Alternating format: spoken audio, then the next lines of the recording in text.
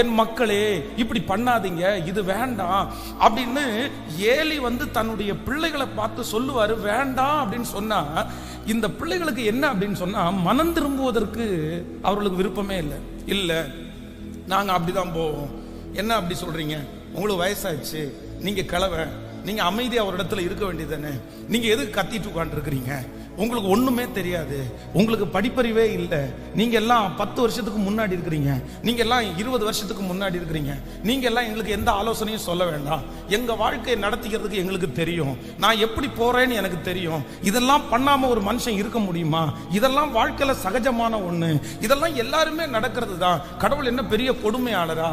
இப்படிப்பட்ட நிறைய கேள்விகளை மனதில் வச்சு இவங்க 2 பேரும் எதுக்கு ஒப்பு கொடுக்கலன்னா, ஓப்பினி பினகாஸ் என்கிற 2 பேரும் மனம் திரும்புதலுக்கு ஒப்பு கொடுக்கல. இப்ப என்ன ஆச்சு அப்படின்னா, ஆண்டவர் விட்டுட்டார். தன்னுடைய தகப்பன் சொல்லி சொல்லி பார்த்தார், விட்டுட்டார். இப்போ இவர்கள் மனம் திரும்பாத பட்சத்துல வேதம் சொல்லுகிறது, இல்ல ஓப்பினி பினகாஸ் 2 பேரும் ஒரே நாள்ல சாவாங்கப்பா, 2 பேரும் ஒரே நாள்ல சாவாங்க. சோ இளம் வயதிலே இவர்கள் மனம் திரும்பாமல் இருந்ததுனால 2 பிள்ளைகளும் தங்களுடைய வாழ்க்கையை முடித்துக் கொள்ள வேண்டிய ஒரு சூழ்நிலைக்கு தள்ளப்பட்டார்கள்.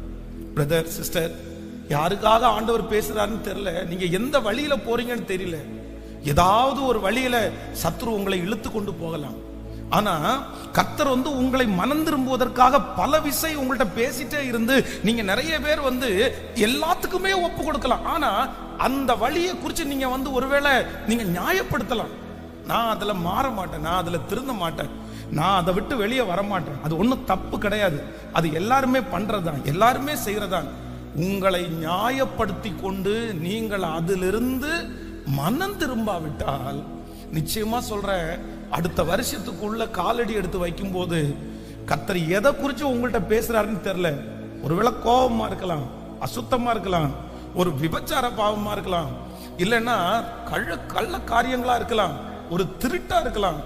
ஆண்டவருக்கு பிரியம் இல்லாத எந்த காரியமா இருந்தாலும் ஆண்டவருடைய இரக்கம் நமக்கு எப்ப கிடைக்கும் அப்படின்னு சொன்னா, நீங்கள் மனம் திரும்பும் போதுதான் நமக்கு என்ன கிடைக்கும்னா, கர்த்தரிடத்திலிருந்து இரக்கம் கிடைக்கும். இதற்கு பூசி முழுகிறதெல்லாம் ஒண்ணுமே இல்லை, இதற்கு யாருமே சாயம் போட முடியாது, இதுக்கு யாருமே மனம் திரும்பாத ஒரு மனுஷனுக்கு ஜெபம் பண்ண முடியாது. ஒருவேளை அவர்கள் ஜெபம் பண்ணி காப்பாத்துறேன், நான் ஜெபம் பண்ணி உன்னை காப்பாத்துவேன், அவர்கள் ஜெபம் பண்ணி உங்களை காப்பாற்ற முடியாது. ஏலியினுடைய பிள்ளைகள் வேதம் சொல்லுகிறது தகப்பனார் ஆசாரியன் தான், ஆனா ஆசாரியனாலே தன்னுடைய பிள்ளைகளை காப்பாற்ற முடியல.